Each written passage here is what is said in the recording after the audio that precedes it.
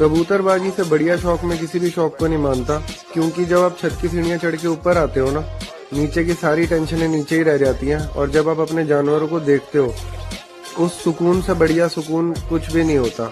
और साथ ही साथ में ऐसे ऐसे यार दोस्त आपको मिल जाते हैं जो ताउम्र आपके साथ